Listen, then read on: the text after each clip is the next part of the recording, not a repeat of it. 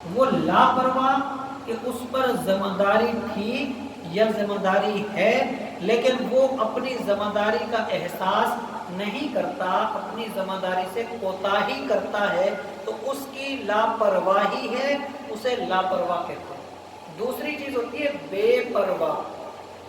بے پرواہ کہتے ہیں اسے جو محتاج نہ ہو، جو کسی کام میں محتاج نہ ہو، وہ ہے بے پرواہ۔ تو اللہ تعالی اپنے معاملات میں لاپرواہ نہیں ہے۔ اللہ تعالی کسی بھی معاملے میں لاپرواہ نہیں ہے۔ وہ جس کو چاہے حیات دے، جس کو چاہے موت دے، جس کو چاہے رزق دے، جس کو چاہے صحت دے، جس کو چاہے بیماری دے، وہ اس کی مرضی ہے۔ یہ نہیں ہے کہ اس پر کسی کو شفا دینا لازم تھا، اس نے کوئی لاپرواہی کی۔ رب لاپرواہ نہیں ہے، لیکن رب بے پرواہ ہے۔ وہ کسی کا محتاج نہیں کہ کوئی اس کی عبادت کرے یا نہ کرے، اس کی ربوبیت کو فرق نہیں پڑتا۔ کوئی اس کی بات مانے یا نہ مانے، اس کی حاکمیت کو فرق نہیں پڑتا۔ کوئی اللہ تعالیٰ کی عبادت کرے یا نہ کرے، اللہ تعالیٰ کی ملکیت کو فرق نہیں پڑتا۔ مالک وہ ہے، رازق وہ ہے، حیاتی مماتی سب اس کے ہاتھ میں ہے، اس سے کسی کو کوئی فرق نہیں پڑتا۔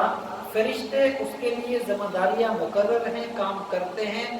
ایسا نہیں ہے کہ فرشتہ کسی کو موت نہ دے تو اللہ تعالیٰ موت نہیں دے سکتا۔ وہ سب کچھ کر سکتا ہے، وہ بے پرواہ ہے کہ وہ کسی کا کسی بھی کام میں محتاج نہیں ہے۔ وہ چاہے خود کرے، چاہے فرشتوں کے ذریعے کرائے، چاہے خود کرے، چاہے بندوں کے ذریعے کرائے، تو اللہ کی یہ مرضی ہے۔ بعض اوقات وہ مدد کرتا ہے خود اپنی طاقت سے، اپنی مرضی سے، بعض اوقات وہ مدد کرتا ہے فرشتوں کے ذریعے سے، بعض اوقات وہ مدد کرتا ہے کسی نہ کسی بندے کے ذریعے سے۔ تو مدد بندے کے ذریعے بھی ہوتی ہے، فرشتے کے ذریعے بھی ہوتی ہے، اور اللہ تعالیٰ کی عطا سے خاص ایسا کہ خود بخود بندے کو سمجھ ہی نہیں آتی کہ اسباب ایسے بن جاتے ہیں کہ اس کے سارے بگڑے کام سیدھے ہو جاتے ہیں۔ تو وہ اللہ کی خاص عطا ہے۔ اللہ تعالیٰ بے پرواہ ہے، کسی کا محتاج نہیں ہے۔ اللہ کو لاپرواہ نہیں کہہ سکتے۔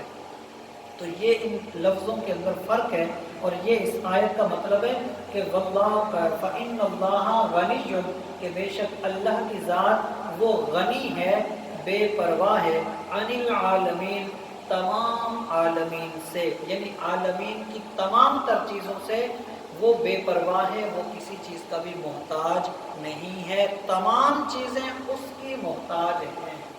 اللہ تعالیٰ سے دعا ہے کہ اللہ تعالیٰ ہمیں صحیح طور پر قرآن کریم کی تعلیمات کے عین مطابق اپنے عقائد کو درست رکھنے کی توفیق عطا فرمائے۔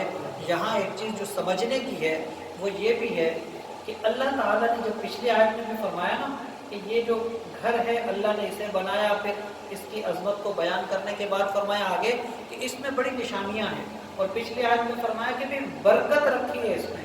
وہ برکت کے اسباب بتائے کہ برکت کس چیز میں ہے، برکت کس انداز سے رکھی ہے، تو وہ بتایا کہ فیہ آیات بینات، اس میں بہت ساری نشانیاں ہیں، مقام ابراہیم، پھر اللہ تعالیٰ نے اور چیزیں جو بیان کی، علماء نے اس کی کافی ساری تفصیلیں لکھی ہیں، اور اس میں جو مجموعہ نکلتا ہے نا وہ کیا ہے، وہ یہ ہے کہ اللہ تعالیٰ کے جو نیک بندے ہوتے ہیں نا، اللہ کے جو مقبول ہوتے ہیں، ان سے جب کسی چیز کی نسبت جڑتی ہے وہ چیز برکت والی ہو جاتی ہے۔ اگر نسبت جڑ گئی ایک پہاڑ کو حضرت ہاجرہ سے، تو قیامت تک لوگ اس پہ دوڑ رہے ہیں، کیوں؟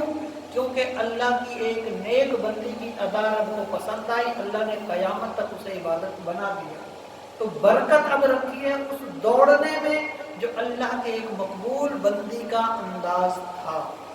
اب لوگ پیاس کی وجہ سے نہیں دوڑتے، لیکن پھر بھی دوڑتے اس لیے کہ اللہ نے اس انداز میں برکت رکھی جو اس کے پیارے کا انداز تھا۔ حضرت ابراہیم علیہ السلام نے وہاں قربانی کی تھی اپنی اولاد کی، رب کی رضا کے لیے۔ وہ انداز اتنا پسند آیا کہ قیامت تک لوگ وہاں جانور قربان کرتے رہیں گے، اس لیے اللہ کے نیک بندے کی ادا رب کو پسند آ گئی، اللہ نے اس ادا میں برکت رکھ دی۔ پتھر مارے تھے شیطان کو، آج شیطان وہاں نظر نہیں آتا، لیکن پھر بھی قیامت تک